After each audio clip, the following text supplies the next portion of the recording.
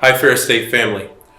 In light of the recent horrible tragedy in East Lansing at Michigan State University, it dawned upon me that we need to just take some time to talk about what our protocols are here at Ferris State University.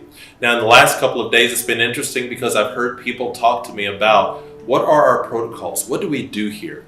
And what I've discovered in the time that I've been here, and it's really as I've been in any higher education institution in these last 2 to 3 years, what COVID did to all of us is that COVID put our attention when it came to campus safety on a different area of campus safety, which has been that idea of health and wellness. And this institution did a masterful job of doing the things that got us through to this point of a national and worldwide pandemic.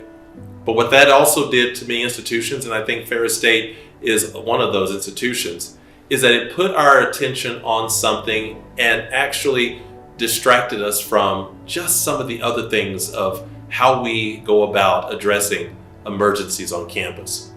What we have here at Ferris State is that we have a protocol system in place that when you know where it's at, when you go to it, you know and you find out a lot of information. What we need to do better now, friends, is that we need to make sure we are on a regular basis reminding our campus community of what those protocols are and giving opportunities for education and training on a very regular basis, on a semester by semester basis, to ensure that our faculty, our staff, and our students not only are safe, but you feel safe. I have here today with me our DPS, Department of Public Safety Chief Ibrahim Haroun.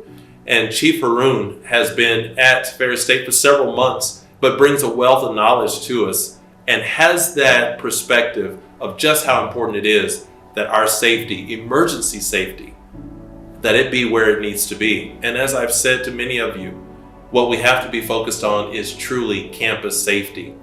It could be in an active shooter situation. It could be in a chemical spill. It could be in an emergency that involves weather. Whatever the emergency is, we have to be prepared. We have those protocols in place, but we need to do better in communicating those out to you. I'll ask Chief Haroun to share even more about what that looks like here. Dr. Ping, thank you. So here at Ferris, we have basically a protocol for nearly almost emergency that you can imagine. We also spend a significant amount of time preparing for such things.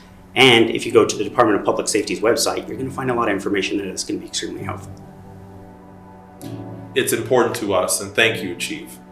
And I'm happy that we have a process and protocols in place. We just need to make sure that we're being more diligent in letting you know what those things are. And I can assure you, in the leadership that I am blessed to be a part of this institution, I can assure you that we will do just that.